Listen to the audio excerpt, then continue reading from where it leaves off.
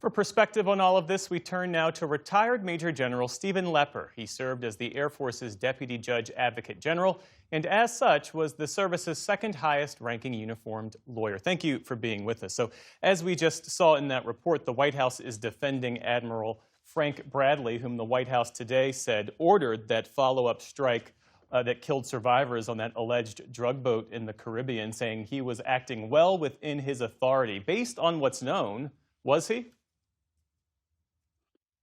Well, based on what's known, if he was the commander of the operation, then yes, he would have been acting within his authority.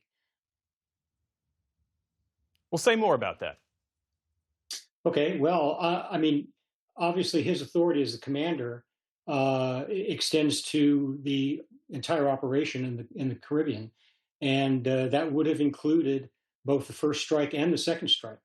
The question that we've all been asking over the last several days since the reports first came out are whether or not those orders emanated from a higher level and were simply executed by the admiral and all of the people below him in the chain of command, or whether the admiral himself ordered the second strike. Either way, that second strike was a violation of the laws of war. That second strike, the orders to conduct the second strike were illegal orders, and they should not have been executed. They should not have been followed by anyone in what we call the kill chain.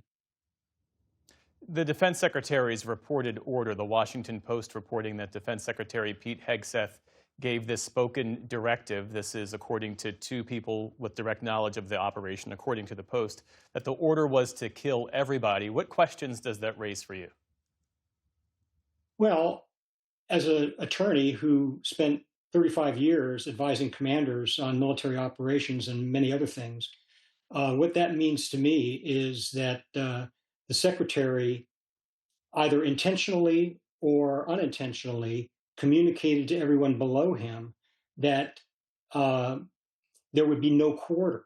And what that means in international law is that no quarter order basically provides that no one should be left living after the strike. So it suggests that anyone who surrenders be targeted. It suggests that, as in this case, any survivors of the first attack be targeted, even if those survivors or anyone surrendering or anyone else who is, quote, out of the fight can continue to pose a threat to military forces.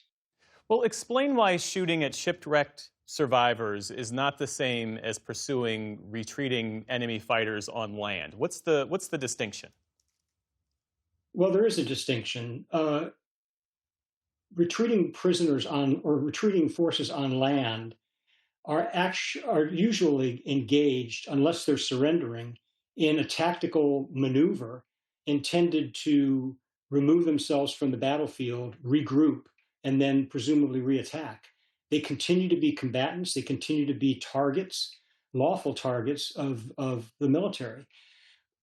On the other hand, survivors of a boat that has been disabled or destroyed and whose survivors are floating in the water with no means of opposing the force that put them there are considered hors de combat under international law.